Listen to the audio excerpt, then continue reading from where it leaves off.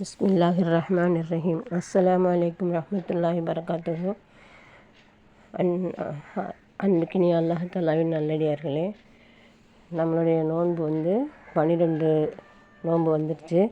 இப்போது நம்ம அதிகமாக ஓத வேண்டிய துவா இந்த 10 நாளில் அல்லாஹும்ம அஃபிர் லனா துனூபனா வ ஹத்தாயானா குல்லஹா யா ரப்பல் ஆலமீன் அப்படிங்கிறதையும் நம்ம அதிகமாக ஓதணும். நம்ம வீண் பேச்சை விட்டுட்டு அதிகமாக லா இலாஹ இல்லல்லாஹ் அப்படிங்கிற கலிமாவை ஓதணும். அடுத்தது மூன்றாம் கலிமா எல்லாருக்கும் தெரிஞ்சிருக்கும். மூன்றாம் கலிமா அதிகமாக ஓதணும். அதுக்கடுத்து 4வது கலிமா ஓதணும்.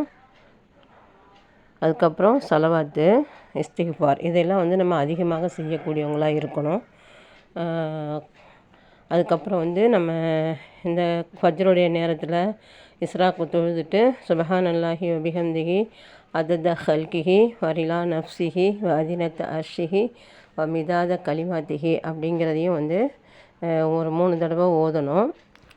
அதுக்கப்புறம் நம்ம அதிகமாக குரானை ஓதக்கூடியவங்களாக இருக்கணும். இன்ஷா அல்லாஹ் இந்த மாதத்தில் நம்ம அதிகமாக எந்த அளவுக்கு நம்ம குரானை ஓதுகிறோமோ அந்த அளவுக்கு நம்மளுக்கு நன்மைகள் அதிகம் கிடைக்கும்.